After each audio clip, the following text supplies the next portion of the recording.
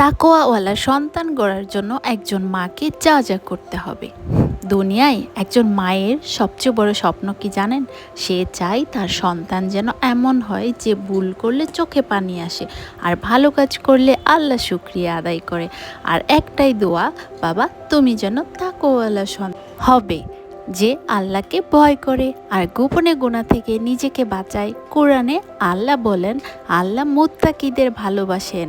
যদি তুমি সত্যি বলো, সময় মতো নামাজ পড়ো, কারো হক নষ্ট না করো, তাহলে বুঝবো তুমি সত্যিই আল্লাহকে ভয় করো। রাসূলুল্লাহ সাল্লাল্লাহু আলাইহি সাল্লাম বলেছেন, মুমিন মানুষ তাকওয়ার মাধ্যমে জান্নাতে পৌঁছায়। তাকওয়া মানে শুধু ভয় না, তাকওয়া মানে সবসময় মনে রাখা আমার প্রতিটা কাজ আল্লাহ দেখছে। তোমার কাজ যখন কেউ দেখে না, তখন তুমি যদি সত্যি সত্যের পথে থেকে থাকো, তাহলে জানবে তুমি একজন জান্নাতি বান্দা হবে এবং আল্লাহ সবসময় তোমার পাশে থাকবে। কারণ তুমি যদি নিজের ভিতরটা গড়ে তুলো তাকওয়া দিয়ে, তাহলে এই দুনিয়া তোমাকে ভাঙতে পারবে না, আখিরাতের রাস্তা পরিষ্কার হবে ইনশাআল্লাহ।